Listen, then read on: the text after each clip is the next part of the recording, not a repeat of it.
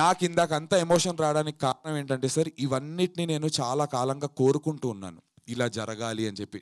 ఆ పైన నా పేరు నందునెస్ అని చెప్పి నా బ్యానర్ పేరు, దాని పక్కన సురేష్ ప్రొడక్షన్స్. నేను పెళ్లి చూపుల సినిమాలో సెకండ్ హీరోగా చేశాను సార్.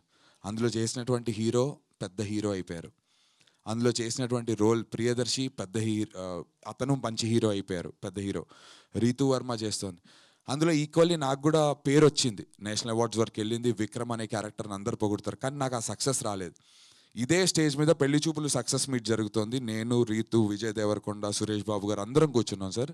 నేను ఆ రోజు మేనిఫెస్ట్ చేశాను సార్, ఇలాంటి డే నాకు కూడా రావాలి, ఇదే సురేష్ ప్రొడక్షన్స్లో నా సినిమా కొనుక్కోవాలి, అక్కడ వరకు నేను ఏమైనా చేస్తాను సార్. నా ప్యాషన్ ఫర్ సినిమా నేను చెప్పనక్కర్లేదు సార్, మీ అందరికీ తెలుసు.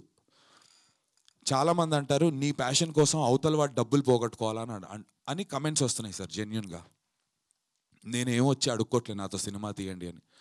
నా యాక్టింగ్ నచ్చి నా దగ్గరికి వస్తున్నారు సార్. ఇప్పటి వరకు మీరు వెళ్ళి history will not be erased sir. హిస్టరీలో వెళ్ళి మీరు ఐడిల్ బ్రెయిన్లో కానీ, గ్రేట్ ఆంధ్రాలో కానీ, పలు రకాలైనటువంటి మీ వెబ్సైట్స్, అందరు వెబ్సైట్స్లోకి వెళ్ళి ఏ సినిమాలో నేను ఒక క్యారెక్టర్ చేసిన సార్, నా గురించి ఒక్క నెగిటివ్ మీరు ఎవ్వరూ రాయడం జరగలేదు. Nandu did justice to his role అని రాయటం జరిగింది. నందు బాగా చేశాడు, పలు రకాలైనటువంటి డిఫరెంట్ నెగిటివ్స్. సినిమా వర్క్ అవ్వకపోవడానికి నేను ఏ రోజు కారణం అవ్వలేదు సార్. ఈ 19 ఏళ్లలో నేను నా బెస్ట్ ఇస్తూ వచ్చా, నాతో పాటు అంత బెస్ట్ ఇచ్చేటువంటి టీం నాకు కుదరలేదు ఇన్నేళ్లగా. So I decided I will write my fate అనుకున్నాను సార్. ఇంకా దిస్ ఇస్ ఇట్.